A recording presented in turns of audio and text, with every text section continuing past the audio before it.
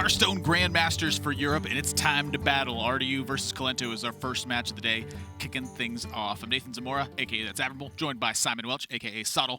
And Soddle, we got a heck of a match here. For Kolento, he's battling to try to chase down that first place spot, and for RDU, it's about staying alive. Gotta win. And when matches are important as this one is, you know what you do, Admirable? You protect your priest. And that's what we are seeing from both sides. While we're on this note, how many priest protections did we see last week in Europe? You know, that's an excellent question. We saw players deviating from the priest protection a lot of times. Kolento last week had Hunter, for instance, and he was protecting his Hunter. You know, he's done that a number of weeks in a row. And for, like, Casey and Bunny Hopper, for instance, we were seing, like, the Shaman protect ideal scenario in there. Boston last week protected his Shaman and banned away the opposing Shaman. It seemed that he's garnered a lot of respect for that deck's just overall power in general as well. Okay. Some of it does pan out to lineups. I had some explanations that were given to me, and that player asked to remain anonymous within this to keep their strategy set. But there are a couple of particular popular lineups where you do not protect your priest, and you are not necessarily interested in banning it. Those lineups, in this unknown player's perspective, at least. In this unknown player's perspective, at least, who I was free to list that they had a positive win rate. Okay, all right, fair enough.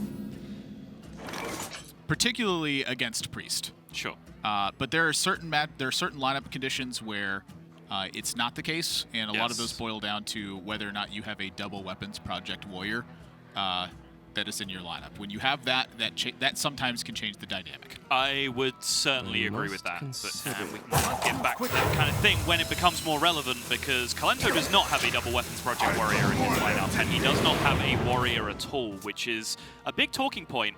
I like one thing Kolento has done with his lineup this week, and I dislike another, and that's the Hunter and the Warrior. The absence of Warrior I like. If you look at the performance of Control Warrior in Grandmasters, it's performed abysmally. And it kind of makes sense to me why that is when you look at the kind of pocket metagame that we have. The good matchup that it has is against Holy Rat Paladin, and even then players have been throwing away percentage against Holy Rat Paladin with the way they've been playing, as a huge role on the Lackey comes out to take care of Priest first minion. So I like that Kolento has not gone with Warrior here. I think there's been too much faith in Control Warrior going into these last weeks when it's been underperforming. But on the flip side of that, Kolento's Highlander Hunter is one of the best performing archetypes across all of Grandmasters. He was the one player that you could say has been in the right in terms of the stats, has been bringing that deck consistently. This week he's thrown that Hunter away. He's playing a Murloc Paladin instead. What is going on, Admirable? Playing Murloc Paladin. Playing some Murlocs, man. I know you have a theory on what's going on. I didn't know if you were going to want to share there on the show or not, so I thought I'd throw it out to you. All right. I'll get into a little bit of theory time here. So Kolento playing Murloc Paladin, I think, is doing this to try and hide some tech. I think he doesn't want players to know what he's going to be up to next week. I think that rather than encourage them, he would rather discourage them, or perhaps even throw off their scent by bringing Murloc Paladin and winning with it. Last time he brought Murloc Paladin, he did pick up wins with it. Might just be like a timing call. Maybe it's good versus specifically some kind of archetypes. You know, like versus Hunter specifically, I feel like Paladin's really not that bad. You belong to the bottom. What's a Hunter deck with no Unleash going to do against Tip the Scales? You're going to play a Subject 9? Have a blast with that one. Meanwhile, this one Rush Lackey has been doing the Lord's work for RDU. It's come down crucially off that Sludge Slurper to take care of the first 2-3. He's then been able to bounce it and rush in his Bug Slosher to take care of the follow-up minion. The bad news for RDU, though, is that the Northshire Cleric is still very much alive and trucking, and that gives Kolento options. That always gives Priest options. The number one thing you should try and do to defeat Priest is shut down the card draw. That's why we see Plague of Murlocs. It's why we see Earthshock. It's why we see Priest sometimes making weird plays where they leave minions injured that didn't have to be injured at the end of a turn, just so they have Cleric outs on the following turn. Like, this card is the engine that makes this deck run. So you are not winning until you have killed these Clerics. You know, talking about that, though, in perception and lineups and such, this is a matchup that I feel like has probably changed the most in perception, is Quest Shaman versus Priest. Yep. Where, you know, we've been preaching it the whole time. This is a bad matchup for Shaman. However, the last few weeks in GM, we have been seeing it just tip ever so slightly to where the Shamans are, like, squeaking out wins. Yeah. I think it's still Priest favored by a chunk. But I think you are right in that we presented it as kind of a free win matchup early on, and it's absolutely not that. Like, the Shamans have definitely shown that they've got some serious game against it. You say kind of a chunk, but explain to me how big of a chunk that we're talking about here. Like 55 to 57, somewhere around there. 57 would be really bad. 55 is already bad enough. Yeah. I don't know. Like, every time I watch it, I'm like, Shaman's going to lose. And then 2 turns later, I'm like, they might win this game. And then a Northshire Cleric turn happens, I'm like, they're going to lose. And then I see a draw, and I'm like, hang on, they actually might win this game. And that is the way I feel the entire game. Yeah. I feel like this is another one of those games. I saw that Northshire Cleric happen, I was like, RDU's going to lose. Gets to kill the Cleric here. Well, Shaman might win. And then Kolento has Silence and Pyromancer with extra arms this turn. I'm like, Shaman's going to lose. And I'm looking at Mind Control Tech and Barista on the other side. I'm thinking, wow, RDU might win. And then I'm looking at Bonsomdi in hand, and I'm like, Shaman's going to lose. All right, guys, you don't have to watch the rest of the game. Admirable has already laid it out for you. I don't know. I don't know. And I don't really know until, like, it's too late. If that makes sense. This, to me, has become one of the most interesting matchups is because it constantly seesaws back and forth. I agree with that for sure. Are we making a top seed Light Warden this turn? So let's very much like it to me. Order of operations for me. Number 1, what's the most powerful thing you can do this turn? Number 2, what on RDU's board do you need to take care of? And then number 3, how do you make sure that the most amount of your stuff stays alive? Blow up my opponent's entire board, everything, and that's what I was asking, is my answer to those 3 questions.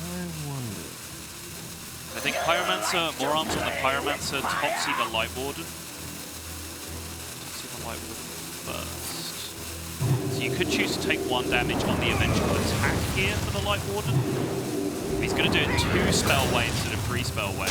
But again, I think Kolento could have had this as a 1-2, which I would prefer in this position if he'd have sequenced it differently. He only needed 1 attack to trade through the Questing Explorer, and he'd have 2 health to be out of range of Sandstorm, but the quest is active anyway. So yeah, sure, okay, 2-1 is probably better than 1-2 in this scenario. Makes sense. You see what I mean?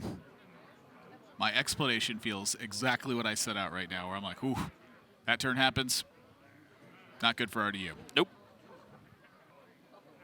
That was probably the worst draw on the deck as well. I mean, if we're going to flex on him, like, I feel like this also puts pay to the idea that there's still a very Priest-favored matchup because RDU had all the answers early. Like, he killed multiple minions in the early game, and Kolento just still has game to come back against that. You do have your Pyromancer turn. You do have your Bonsomdi turn. Yes, Kolento drew both of them. RDU was missing 2 very important tools this game. Number 1, Sandstorm Elemental for a spot just like this one. Yep. Number 2 was Mutate on the previous turn, with the Mogu staying alive at 3-1. So now he's just got to throw stuff out, fight for it, and hope that he gets the right outcomes here. So for this totem, I'm thinking Ethereal Lackey. Oh boy. Okay, so now that that's happened, Kolento very much, I think, is eyeing this Psychopomp this turn. But he's got to think about that first Mind Control tech coming down with the amount of time RDU took. Is that likely that he still has a second one? Don't know, but Kolento likes to play around stuff sometimes. Question number 2 is how impactful is that steal should it be on the other side of the board? And so I feel like this is a load-up turn and look for Bonsomdi on the following. Yeah, I think it depends on what the Psychopomp outcome is here as well. Like, if it's 2-6, yeah, now that's a problem because the Mind Control tech is just so heavily weighted towards 1 minion losing you the game that I think potentially you can choose to play around it here. I think it's wise. You have a Bonsomdi next turn. Light Warden goes down. Yep. The opponent's possibilities. Yep. Love this. Next turn you play Bonsomdi and you have a nice 3-1 on the board that you can trade off into something to continue to play around Mind Control tech. This Ethereal Lackey's big and it's got a Bog Slosher to go with it. So we're looking at 4 spells that are coming up in the next 2 turns possibility. Thinking Earthquake. You are thinking correct. Okay, I didn't think beyond Earthquake. I saw the Earthquake and I stopped thinking. You belong to the bomb now. So now, once again, even though RDU looked like he was in abysmal shape, I'm back in that spot where I'm like, don't know, maybe he wins now. Hex seems pretty appealing. It's pretty clunky with your current hand, but I think you're in for the long haul here. Yeah, the problem was with all this great gas that RDU now has to answer threats, like, Kolento still just happily trades and plays a 7/7 this turn. And now with second Divine Spirit in hand, he's going to find himself the card draw off the Bomb Samdi, and then if he finds himself the Inner Fire, the game ends. Like, it's... Well, even with all that removal, it's hard to keep Priest off board to the point where you can actually stop double Divine Spirit and Inner Fire killing you. That is true, but Bomb Samdi has drawn only 2 cards in this instance. This board for Kolento is getting cleared off this turn. And when it's cleared off, that means Northshire Cleric's not drawing the card instantaneously. And with 2 hexes in hand, I feel like RDU might have the fight here to actually keep a contained board position. That Earthquake, that's massive. Yeah, the problem is the Reborn minion, though, right? What? Well, you attack it, then you Earthquake. Yes, with the 5/5 being alive, Kolento did have trade options, chose to push the damage. I personally wonder how much face damage is worth when you are staring at 2 Divine Spirits, a Beaming Psychic, and a Northshire Cleric in your hand. The 2 Divine Spirits is what gets me. That tells me face damage is worth less. That's what I'm saying.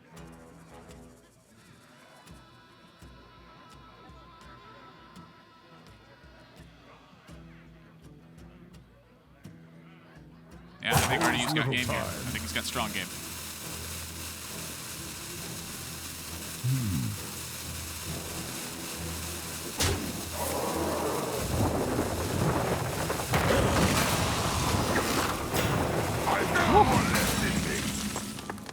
Earthquake clearing off Reborn stuff is so important. And for Kolento, like, one of the things in this matchup that you typically do, there's no Earthshock, there's no transformation naturally on RDU's side. Right. One of the ways that you stick stuff to the board is by preemptively using Divine Spirit. In this situation, that's a disaster for Kolento now. I think when your opponent has 4 random spells, the 2 biggest things you're going to want to play around are Earthquake and Hex, because they're the cards that you're going to lose to. I think you beat just about everything else in that scenario. Stormbringer can steal a win for you. Like Reign of Toads can be a problem, but the big killers are Earthquake and Hex. Which is why I'm maybe just a little bit surprised that Kolento didn't respect the Earthquake on the previous turn. I think that might have been the one slip-up. It's tough to respect random generated spells, but it is. If that's the way you lose, that's the way you lose. When your opponent gets to pick 4 of them from seeing 12 options, though, I think that's time to start respecting some stuff. For RDU, it's looking like Rockbiter and Hex. How do you contest the Light Warden, however?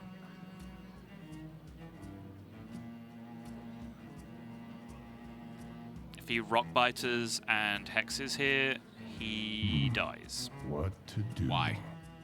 He goes to 20 from Rockbitering. No. You're going to Rockbite to the Cleric? Yes. Okay. I want to Rockbiter the Cleric and Hex the 4/5. Yeah, it's good to know. I want to think about this Mind Control tech before this Wasp as well. I think I'd personally rather use the Mind Control tech. You draw a Lackey, that Wasp is huge. How often is your opponent going to play 2 more minions? And the steal be relevant? Rarely. This could also be for like a preemptive Barista setup. Or if you draw a Lackey, you get to play Lackey, Barista. Yeah, sure. Have more Wasps. Of course, Psycho Pump gets drawn right as I mentioned the extra minion conundrum. I wonder.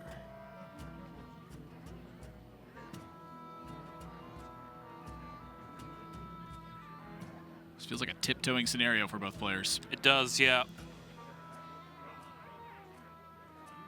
Kolento now pretty much out of card draw unless this Psycho Pump finds him another Northshire Cleric. Pretty important to play it here before that Frog goes into the pool as well. The problem now is that second Hex from RDU, which can take care of the high health minion that comes out of the Psycho Pump, and then there'll just be a 3/1 left on board, which does not play nicely. So now Kolento has to think, Beaming Sidekick, draw a card with it now, or save it for the OTK. So you think about, whoa. Whoa! He's playing around Mind Control tech still. Yep. He's Played around mind control tech, but he hasn't played around the Hex, unfortunately for him. I think this is absolutely the right call in Kolento's position.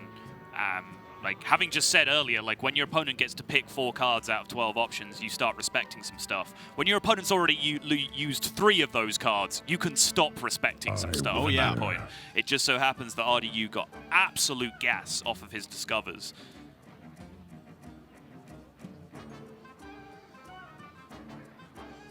I'm looking at Hex and Life Drinker. I want to start topping myself off. I want to make sure I shut down the card draw. And Kolento's deck is full of a lot of nonsense that's not super good right now. High Priest Armet, though, that's the scary card for RDU. It's a scary one, but there are a lot of not scary ones. I'm thinking 2 Neferset Ritualists, thinking Silence. There is little time. Circle of Healing has diminished. I'm thinking Kolento's been sat on these 5 cards for a very, very long time, and one of those definitely could be Armet. It'd be a kind of stylistic read on the way that Kolento plays as well, right? To just try and starve RDU out over the long game and have the big Armet blowout. I don't know.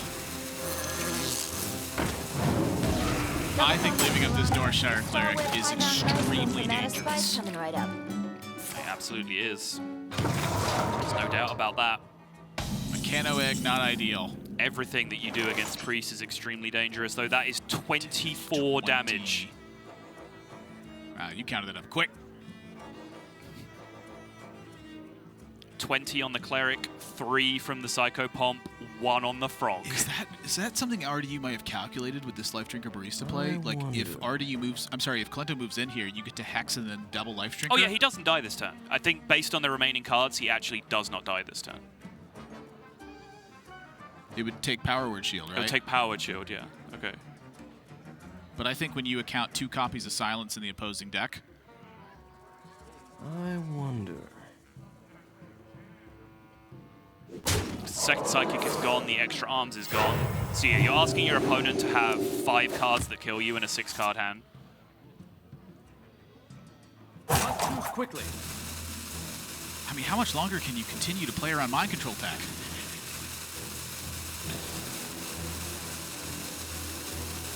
Like, at this point, just interfire the Frog and trade it off. Like, I mean, my gosh. RDU's alive! That went spectacularly well for RDU. He probably cannot believe how well that went for him. Did it go well? Like, he's still sitting with basically the exact same hand. He got a 4-5 and a Mechano Egg in play, then just nothing happened from his opponent's turn. Like, I think you have to consider that a success. I wouldn't consider it a failure, but I can promise you RDU is not comfortable. Oh, of course he isn't. Just the position that he's in the league more than anything means that he's not going to be comfortable in any given position.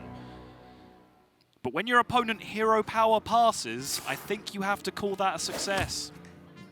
It's time to start hexing. Hex the Northshire. Don't let him draw. Agreed. Illidan cranking out 2 1s. But now Kolento has seen that hex. He waited for so long to get to this point. RDU's still gonna wait on attacking. He's trying to land this mind control tech. Like, now you've just told Kolento you have it in hand. RDU just looked at the board, grinned, and went, all right, I guess I'm not killing this 0-1. Like, it's a pretty transparent play from Kolento's side. But having now played his Hex, this is super smart from RDU because he knows the card that he loses to here, and it's High Prince Armet. So if High Prince Armet is played here, then Kolento has to inner fire his own frogs to trade them off in order to play multiple minions alongside that High Prince Armet. I love how he's just upgraded to a prince. Where's it? I gotta say it multiple times as well. Yeah, alright, whatever. You're thinking Illidan. Yes. Prince Illidan. Yes, I got heavily debated. And if RDU goes, if Kolento goes for this line of play, using these Divine Spirits and loading up cuts dramatically into the health of this Wild Pyromancer. Move quickly. But is that a clear? Clear is exciting to me this turn. I must consider. Beaming Sidekick, heal it up, Divine Spirit. Yeah, I like this. I think this is sensible. No! Okay. Guess one Divine Spirit. Okay. Yeah. I just thought for a second the Divine Spirit wasn't coming down. Oh boy. That's the whiff. Oh boy. Tale of Two Halves, where Questing Explorer is involved. It's the best card in your deck in the early game. It is the worst draw in your deck in the late game. The only bad draw in your deck a lot of the time. When you're facing down relegation. All right, I don't know about you, Sottle, but I'm a cut into the health of the big minion kind of player. And if I'm an RDU spot here, I'm thinking Shutterwalk or Lackeys. I don't think face damage is going to end. I don't think value trades are worth as much because of the Wild Pyromancer. I'm going to hit that Wild Pyromancer. I'm going to play my 2 minions and leave the rest up to the cards. Sounds smart to me. I think RDU has been very, very careful this game to at least have some kind of security blanket in his hand for that High Priest Armet turn if it comes down. But I think this is the turn where maybe he has to give up on that. It's not like that Mind Control tech is going to land against Armet boards that Kolento can make now, especially since RDU turned that Mind Control tech face up last turn with the play that he made. Like, Kolento absolutely knows it's there based on the way that RDU played on the previous turn. 13 goes to 12. Its max health is 12 right now. And so it would be 14 max health, which is a hero power. You can then Divine Spirit to 28. Neferset Ritualist might have something to say about that. So heal to 14, Divine Spirit to 28. It gets cut to 27. That sounds like a connection. The time is nigh. Oh, by the way, you also just incidentally killed your opponent's 2/2 in the process. Feels priest, man.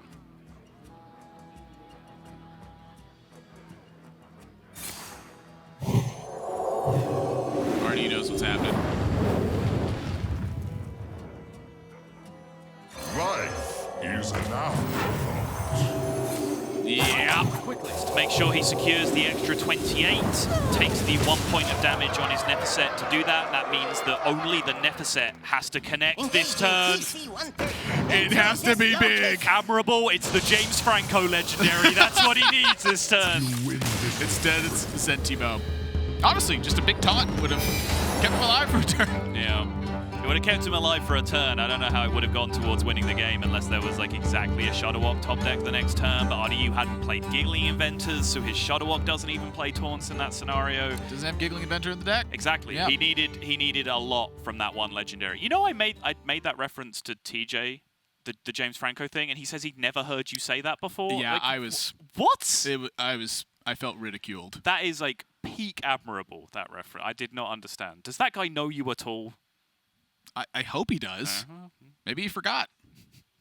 Been in Europe for a while now. Yeah, it's true. Kolento. How does he do it every game?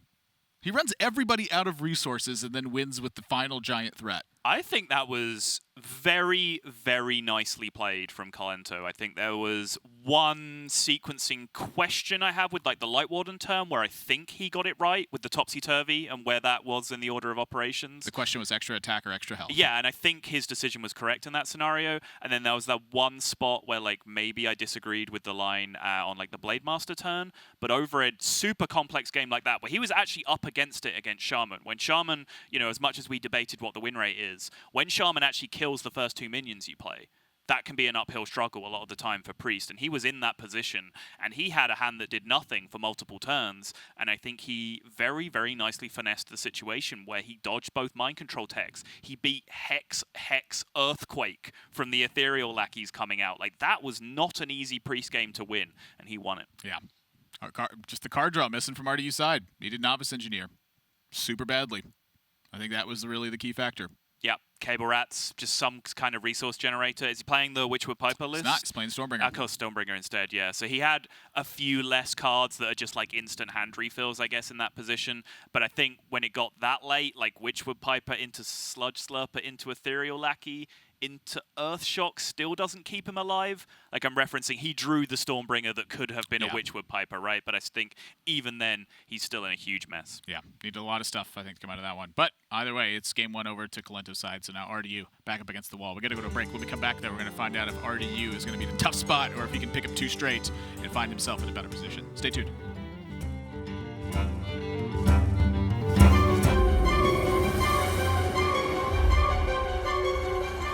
Legends say powerful treasures are hidden everywhere here in Aldum. If we hope to defeat Rafam, we'll need as many as we can get. He's already unleashed the ancient plague lords and countless monsters. Keep them distracted, Reno. Not a problem. This plan is totally gonna work. Ain't that right, Finley? Oh, yes! I have them right where I want them! There is an artifact here. The name is... The Scales of Justice. Oh, it must be really fancy. only to be used in a time of great peril. Yes, I think this qualifies. Hey, look, Finley! You've lured one of the Plague Lords! Take this, fiend! In the face! Yeah! Hey, guys! Get that treasure! We've got a Plague Lord to destroy! Yes, please, hurry! Not to worry, Finley. We just push this thing right here. No, that's a trap! Watch out! It's all good. I am phonally timed. Gracious me! What we actually need to do is press this. And there.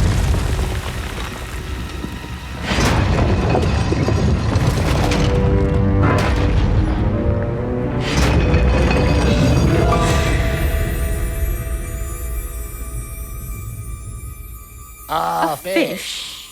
No! It's the Scales of Justice! Oh. Ah, who wants to use it first? Ooh, I do! Me!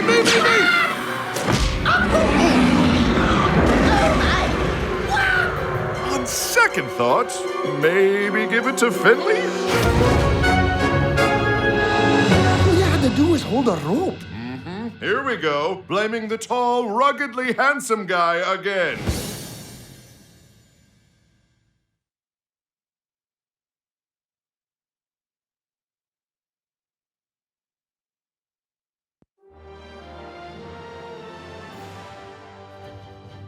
My name is Alexander Malsh. You might know me as Kolento.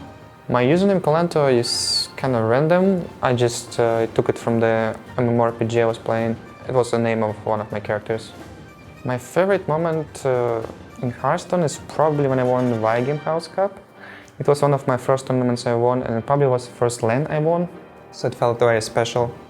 So as for Grandmasters in general, I really like to play against people I know personally and I met before. I have respect for them. I think competing will be fun. Being in Grandmasters is a big honor. It's just a proof that I'm a part of best players in Hearthstone. It's not like I need it so much, I just know it myself, but it still feels kind of nice. I'll just perform well at Grandmaster League. I'll try to keep streaming, and I just want to spend the rest of my time having as much fun as I'm having doing my hobby.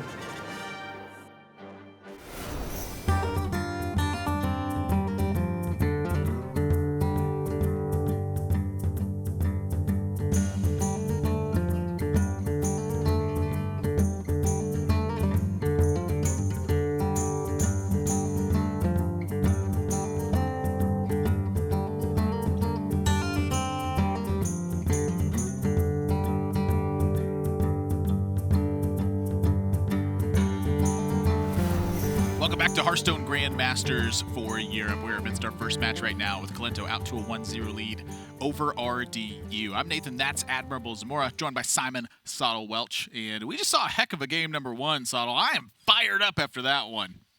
If that's setting the stall for how the rest of these games are going to go for today and the rest of the weekend, this crucial weekend as playoffs and relegations are both decided, then I am excited because that was a very, very high standard. I think it was a good quality of play from both sides, but I think just the drama of the game, it was very back and forth. I think you did, as much as I made fun of you for it, set it up perfectly where it was super swingy and just on any given turn, I think both players would have felt they were in a comfortable position right up until the last few turns where RDU just had those last few resources drained away, and I think it was a very Kolento game with a not very Kolento style of deck. You know, he almost responded with a bit of anger in one of our interviews when he was asked, you know, you're considered to be a very safe player, you trade a lot, you're not super aggressive. He said, oh, you know, I'm not trading because I'm a safe player, I'm trading because I just never lose if I do that. But I'm not defensive. Yeah, I'm trading when there's no chance I will lose. Right. The perception, whether that perception is incorrect or not, is that Kolento is not a very aggressive player, and he played that game very not aggressively. He held onto resources for a very long time. He did not all in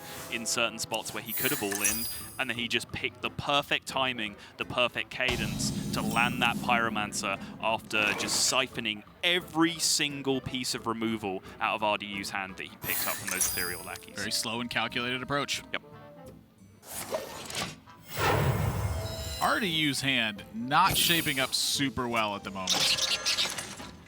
Stormbringer. Okay, Faceless Lackey. Something to work with. It's important to note for Kolento's side, he has a much more lean variation of Quest Druid than what other players have been bringing. He actually does not have at least the Enlightened in the deck, and he does not feature a Nomi at the top end anywhere. It is Cenarius, it's King Ferris at the top. On this low end, 1 copy of Ferocious Owl, 1 copy of Mind Control Tech, and 2 Power of the Wild that are packed in here. It's a much more timed, aggressive approach, and he has made it look good so far. His matches have felt like they're close, but for the most part with this Druid deck, he's simply beaten down the door and gotten there at the end. And you talked earlier about matchups that have changed in perception, referencing the Priest versus Shaman. I think this matchup is in that category as well, because I think early on everyone agreed that this was a pretty strong position for the Druid to be in. But it was interesting that, you know, over the weeks, I've kind of tilted towards the Shaman a little bit. And then during interviews, I believe in Europe last week, was it Casey or Bunny Hopper who, when breaking down their lineup, said that they had a slight favorable when the Shaman goes up against the Druid. And I think that was the first time that I've really heard someone, you know, put that into words, that they feel like they're in a favored position in this matchup. I have always personally felt that way. I think that the matchup certainly, once it started to get figured out more from the Druid side, like what order of operations they have to do to win the game, that's when the matchup started to have a real argument with it. And honestly, that's one of the coolest parts of this expansion to me, is that figuring out the matchup has taken quite a long time, I would say, in comparison to some of the previous things. And so for last week, we saw Casey, RDU, and Bunny Hopper tech in the Stormbringer to their Quest Shaman decks. And RDU had to give a shout out and a nod to the genius deck building that was approached with that, because Stormbringer played a critical role in RDU being able to get over the hump of this matchup in particular.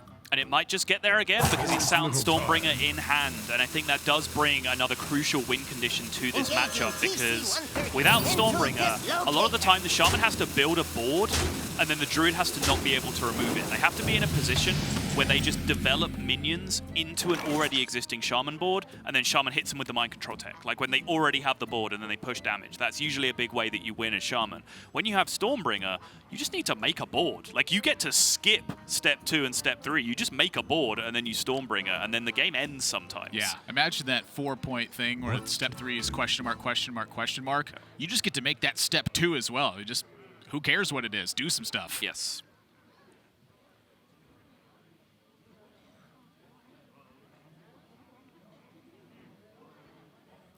I'd say that's probably one of my biggest fears for Kolento in this game, is that the Stormbringer, I'm seeing it in RDU's hand right now. And from Kolento's side, that's an unknown factor. He has to account for it. But how much reality and stock can you put into that? What do you give up when you account for it every single time Quest Shaman builds forward? I think this plays specifically as a thought to former champion. I would agree with that, yes. Also, Mogo Evolve is starting to be a very real possibility, or Mogo Mutate, I should say. This is a really smart play from Kolento as well when you're looking at Starfall in hand. Anything big that comes out from RDU is going to get checked. Yep. And it's right before Stormbringers available. Yeah, even 2 big minions, right? So like if former champ Mutate came down, for example, and there was a 5/5 and another 6-drop on the board, the Starfall 7 damage takes care of one, and then the poison takes care of the other.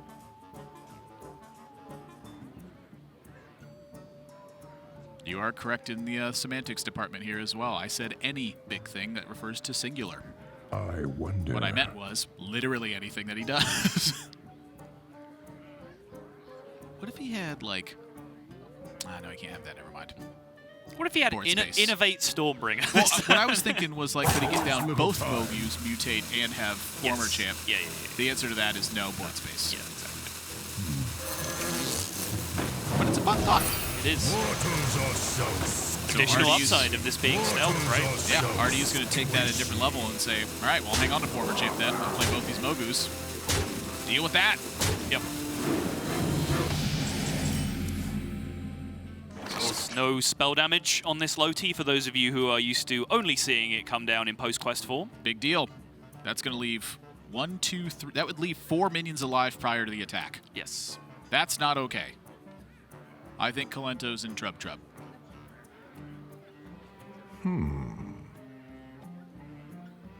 Great situational recognition from RDU as well to just find the best play against the Starfall that's coming out. No reaction to the Starfall being played. We might see a little nod because I think he was very much expecting this outcome. I'm telling you, I think he's focused. He is so calm right now. Like, even in last game when things went wrong and he realized he had lost, he kind of just gave it like a, oh, man. Ah, shucks. This is so reminiscent of what happened last week with RDU Shaman versus Druid. Time waits for If no you're one. Kolento, are you Team Rusty right now? Do you AVT this turn? That looks like the value trade to me. 3-mana card, takes out 3/2. It's very good against specifically Stormbringer, right? To take the value trade. And a reroll if you get something that's just abysmal, like Darkfall and Aviana or something like that. Yeah. So against the Stormbringer, you leave the same number of legendaries still on the board, but then you still have your poison guy to be able to fight back against something else. Mutate the Jan'alai. Jan'alai's got to get mutated. Mutate the Jan'alai. Yeah.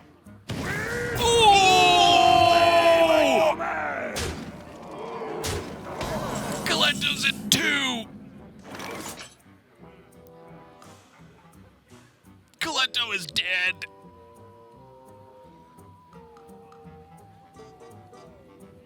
Stormbringer is an absolute monster in this matchup. It turned a 1/1 and a 3/1 and a thing into like 15 attack. And that was a very mediocre outcome before the mutate sent us to Alakir country. And it was still threatening lethal. What to do? Kolento just took a beating this game. And this is all he can do, find all of the Anubisats. But even then, I can see. Game 3! Like, if that was Anubisath Floop, was he alive? Like, Yeah, you're alive in that scenario. that's the out in that position, I guess? Jeez. So now for RDU, Priest and Quest Druid remaining on his side. And on Kolento's side, it's Murloc Paladin and Quest Druid. Much more aggressive variant of Quest Druid, I'm sorry, much more lean variant, excuse me, on Kolento's side. Again, with no Elise the Enlightened, no Chef Nomi, 2 Power of the Wild. It's meant to have timing pushes that are the big inflections point. And so in the late game scenarios, we have seen him continue to get that done. My question is the Murloc Paladin on Kolento's side, and how does that affect the perception of this next matchup? And meanwhile, RDU has everything. He has an Elise, he has a Nomi, he's gone down to 1 Innovate to make all that stuff happen. So he's gone full late game with his Druid deck. And to me, that kind of suggests that Kolento might end up on the Murloc Paladin here. With the threat of the other 2 decks coming out the other way, that's still a scary prospect. Murloc Paladin versus Priest. I mean, you got to know RDU's playing a Priest deck here. Yep. So is the Lean Druid or the Murloc Paladin better? You have Toxfins in the Murloc Paladin at least. you have a chance to win the game on turn 4 or turn 5 with Murloc Paladin. As long as there's no Wild Pyromancer on the other side. I mean, even then, Pyro plus 3 spells, if you get like a decent-sized Murloc board, is very, very hard for Priest to do that 2+ early on trades. in the game. That can happen Yeah, too. it can. But, you know, your goal, as always, is to play some minions in the early game and be able to compete. Toxfin is a very, very big deal. We've seen players, it was Swids brought Murloc Zoo to the tournament as kind of a Priest counter. That deck was sweet. Which did not work out too well, but I kind of respected it just in terms of, like, you know, creative ways to counter Priest, because not only did it have Flame Imp, but it also had 1-drop Murloc into Toxfin, which is about the maximum number of ways you can have in any deck to contest Nausea Cleric these days. Well, that's the matchup we got in store. Murloc Paladin for Kolento versus the Priest from RDU. Yeah, zero surprise. I think, you know, Kolento had the option of playing Druid against Greedier Druid, or Druid against Priest. Both of those seem pretty miserable.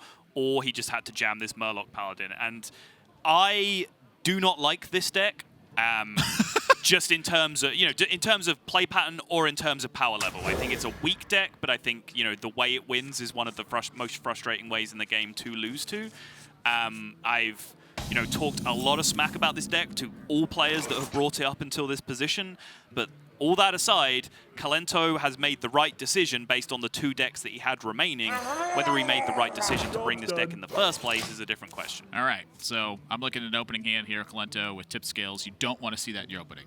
The main goal is to Prismatic Lens that. However, he does have the goodest Murloc on turn 1, and the rest of his suite is auxiliary to this Murloc. Yeah, you see that Wild Pyromancer card in RDU's hand right now? This is what I want you to talk about. When does that get unleashed and how? I mean, based on these 2 hands that we're looking at, next turn is very, very possible for RDU, because it is going to be a scary-looking board of sub-2 health Murlocs. So Wild Pyromancer, Coin, Power Word Shield is going to completely take that apart from RDU's side. If I know me some Kolento, this does not necessarily mean to go in. Let me think. I think that these minions are surprisingly powerful versus RDU developing. And so as a result, I think Kolento might want to delay. This is the halfway point. It is. Kolento 101, threaten the Cold Light Seer. My argument to this is, how does this hand fight back against the Wild Pyromancer anyway? So I feel like going all in against the Wild Pyromancer just makes sense. Lack of spell expenditure. So like next turn if you play Grimscale and Toxfin, RDU has to have a spell. Sure. I think he's found the right halfway point. You know, Toxfin checks everything that RDU's going to play development-wise. You push a lot less damage in the process, though, right? Like if this turn 2 was Injured Tolvir, then you trade the Toxfin in. Do you play Grimscale Oracle that turn, or do you continue to hold it? Like, I'm just kind of confused as to what the philosophy of this line is from Kolento. Well, that's Murloc Paladin. Da da da da da da. Could draw Lens next turn. His hand is actually a fantastic draw Lens hand. It is. You're not wrong. Because one of the ideal setups for Lens is all your thick stuff is still left in the deck. So the War Leaders, the 3/4 Nightmare Amalgams. Yep. The Tasty Fin. Tasty Fins. When you end up getting Toxfins and you end up getting Grimscale Oracles off of it, it doesn't feel quite as good. Those are follow-up things. Yep. I will say though, without Lens, I fear there may not be much follow-up left. More left in me.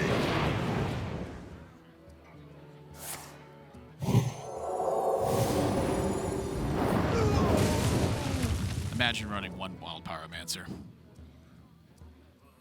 RDU's got 2.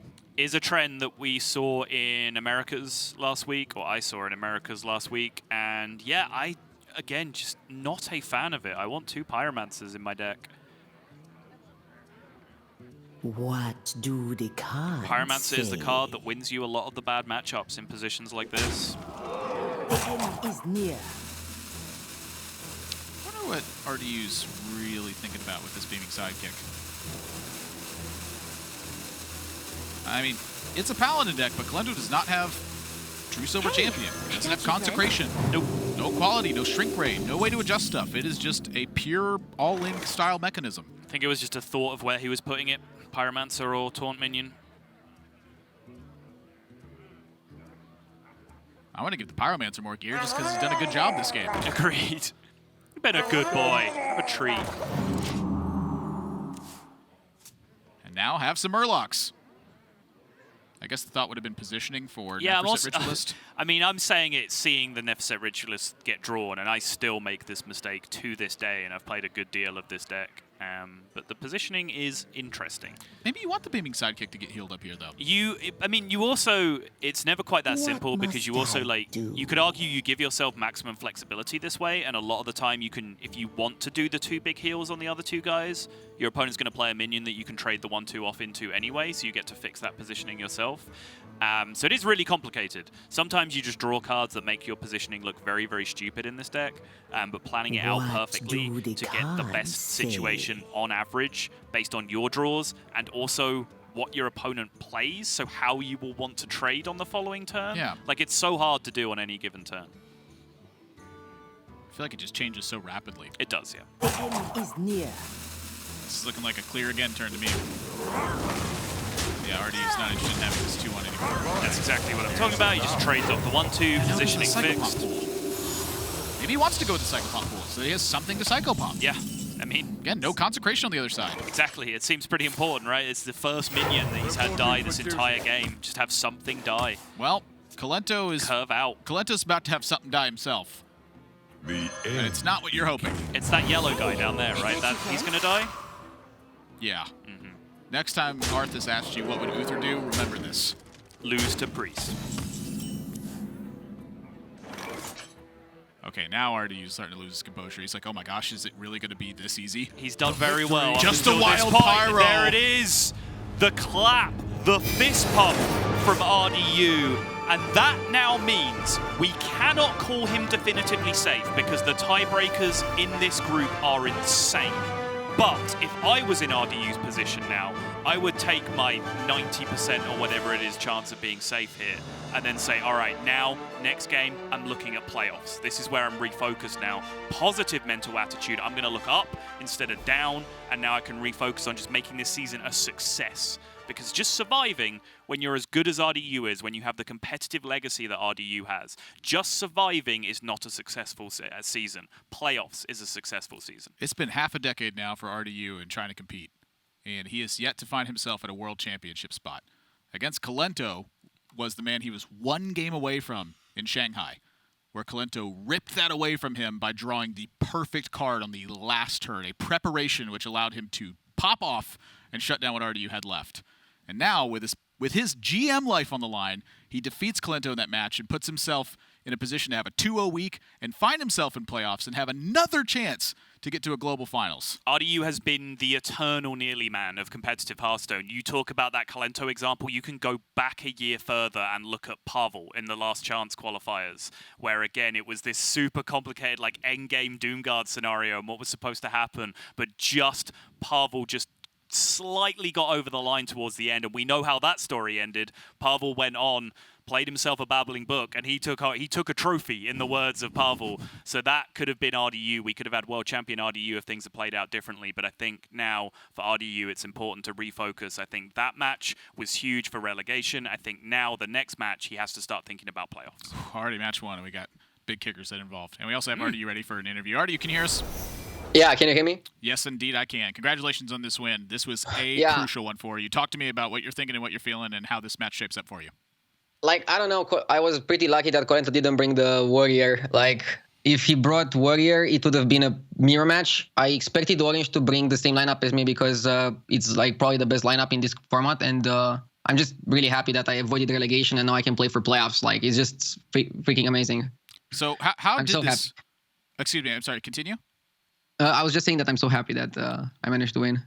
Oh, I can greatly imagine that. You mentioned the Warrior in the lineup for Kolento. He brought Murloc Paladin, what looks like in its stead. How did this change the dynamic of the pick and ban phase for this match? Well, he was forced to ban my Warrior, and then I get to play Shaman, and I get to ban his Shaman. So I get Shaman versus Druid, which is pretty favorable, especially if you play with the 6-mana legendary spell. I don't know the name of it. You guys probably know. Stormbringer. The Stormbringer. Yeah, Stormbringer, yeah. Okay. And basically, Shaman beats the Paladin. the only reason for him to queue Paladin is just to have a better chance against my Priest than the Druid. But when I saw his opening with like nothing, I was like so relieved, because if he would have Prismatic Lens, it would be an uphill battle there. So I want to ask you, obviously I missed last week in Europe, but Admirable reported to me that he thought you played fantastic. So I want to ask, like a few weeks ago, you were tweeting that, you know, you weren't in the best space mentally and like maybe you were questioning your ability to be here. What caused that turnaround to now be in this position where you look so calm and composed on camera, you're playing great? Like, is there anything you can pinpoint that really changed that around for you? I don't know, nothing really. I just like kept my composure, and I guess just making peace with the possibility of relegation when I was 1-6, and now I'm 6-7. That was a game changer, but I just kept playing well. I feel like other than the throw I did against Orange, where I just missed little and I didn't know what I was doing, I feel like even in the other losses I played pretty decently. But I feel like now I'm just like playing really, really well. I'm on top of my game, and I'm also in a good headspace. The pressure is on the opponents. That's much better. This is sort of a loaded question, and I'm kind of leading you here a bit, but you've said in the past that you get better as the expansion rolls out. Like, as you learn the matchups and you see where metagame settled, you've said that's where you become your strongest. And record-wise, that would infer that exact same thing, where it started out weak. I think that your play did look shaky in the first couple weeks, but since then you have looked impeccable. I think that we are back in the RDU form that I expect. Like, do you feel like that's the case at all, or do you feel like just, you know, the matchups are going your way this time? I feel like once we get late into an expansion, other players are just not playing as much, and they feel like they understand things. So I just like to understand every single deck throughout, and that takes some time. It takes like a month or something. So in the beginning, maybe I'm not that good, or as good as somebody like Kolento, who's probably better naturally. But after I get to play the expansion and outplay him, basically like play more than him and understand the decks better, if he doesn't do the same thing, then he might have a slight disadvantage. But yeah, in the beginning, I'm not the best at figuring things out. For example, in Seoul, I brought Conjurer's Mage, which was like, now I don't understand why I did it and didn't just bring Reno Mage. All the good players brought Reno Mage, and I was very upset with my pick. So yeah, I need guidance in the beginning of an expansion. I need somebody like Casey, for example, in my practice group, who just sees the best decks immediately. Like, I feel Casey is just like so amazing at figuring out what are the best decks in any meta game that I saw. He always had the best decks in Grandmasters, I think. I very much agree with that assessment. I don't really have any further questions, but I love hearing nice things said about Casey. So I think we can leave it there. Well, I like hearing nice things said about RDU, which I very much in the last couple weeks haven't been able to do otherwise. RDU, congratulations on your win, and I'm looking forward to seeing your next match. Thank you. The Stormbringer.